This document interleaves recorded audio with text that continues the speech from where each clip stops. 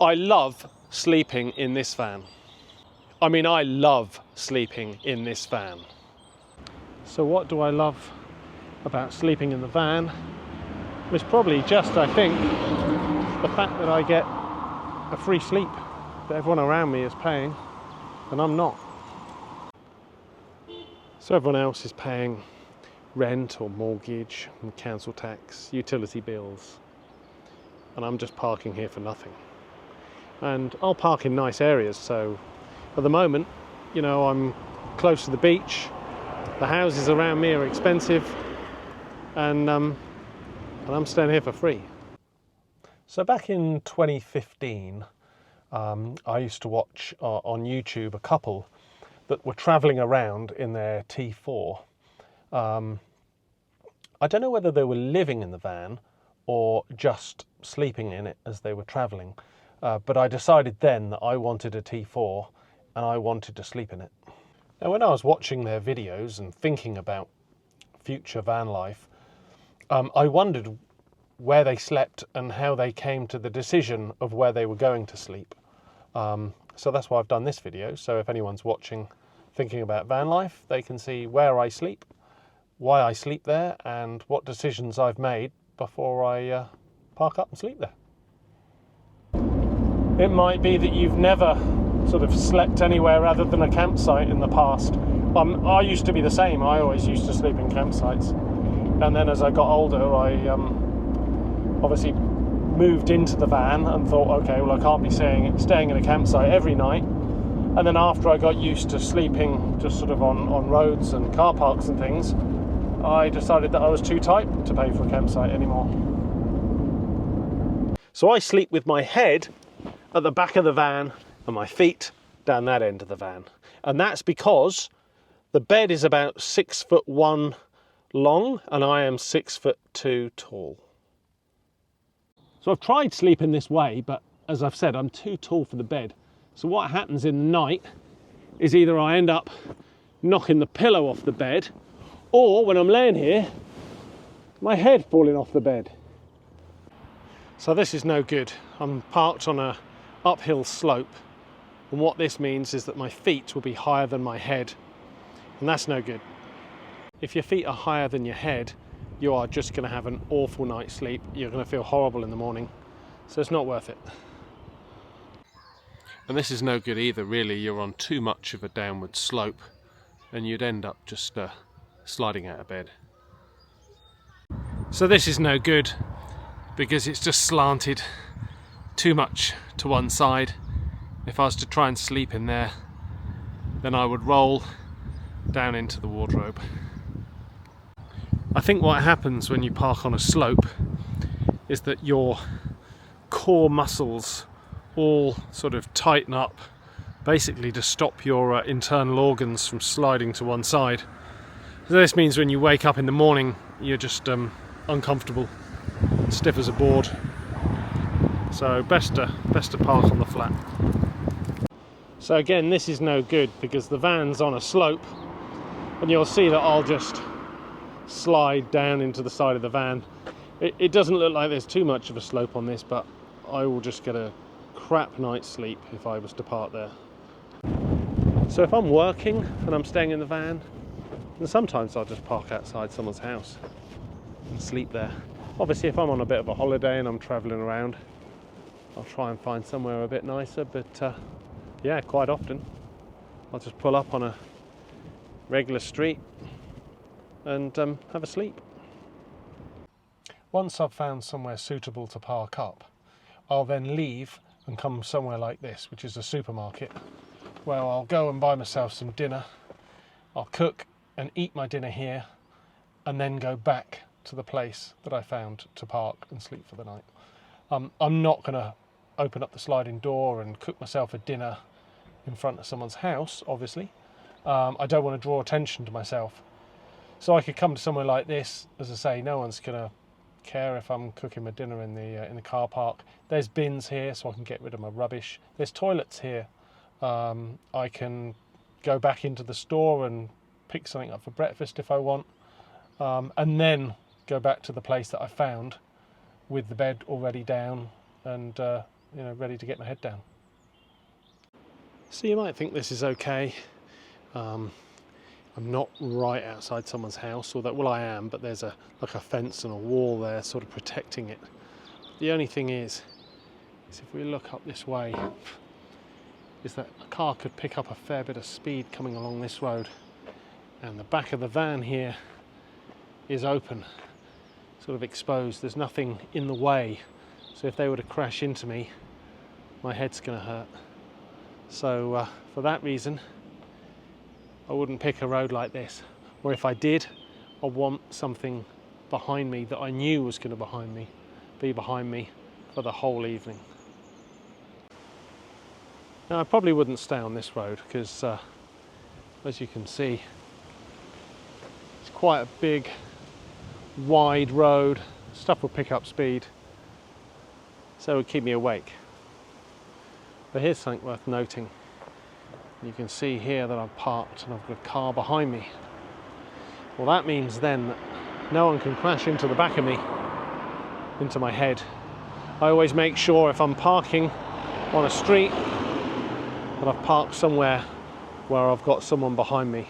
Obviously, you've got to be careful that you could go to sleep and then find that someone comes along and moves their car, and then all of a sudden you've got no one behind you. But normally on a residential road, if someone's in by 10 o'clock at night, they're not going anywhere.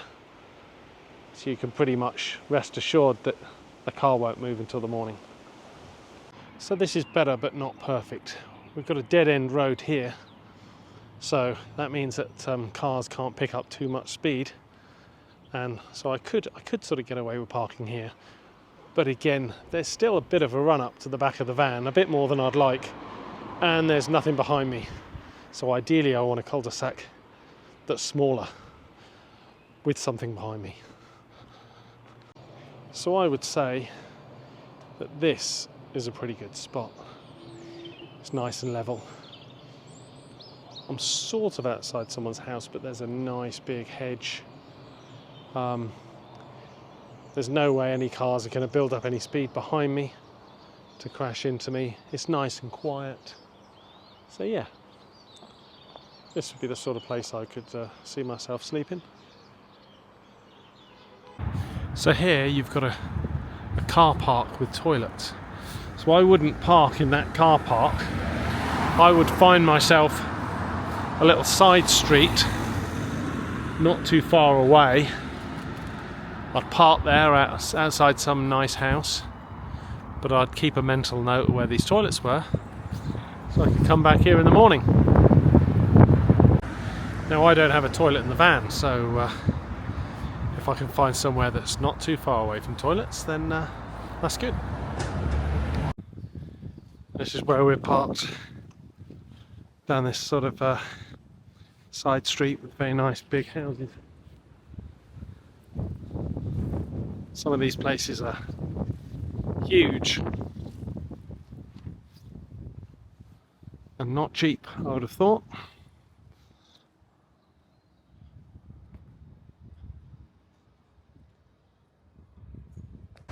So sometimes I'll park up near a church. They're normally pretty quiet, or a cemetery maybe. I want somewhere nice and quiet and out the way.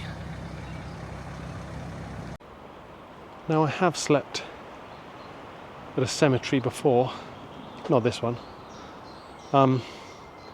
Yeah, nice and quiet. You don't get disturbed. I've stayed on industrial estates too. Again, I suppose not my favourite place to stop, but you know, it's the only way to park up. You just got to be careful of parking restrictions. If it's a privately owned estate, you don't want to wake up to find that you've been clamped. So I don't park in little car parks like this normally, mainly because people could turn up late at night, have their stereo blasting and sort of wake me up. Also because you'll see here someone's fly tipped a load of rubbish, and if people see the blue van, they might think that that was me. And generally you can see here as well, there's just litter where people have turned up in the evening to eat their McDonald's and smoke some weed, and that would keep me awake.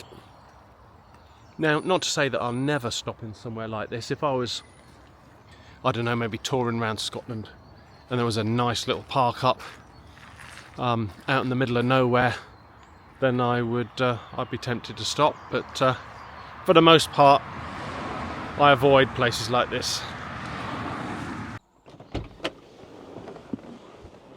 So where's the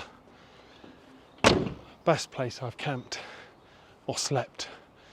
Well, probably, I don't know, on the edge of a cliff up in Scotland. Or on a beach somewhere. That's always good.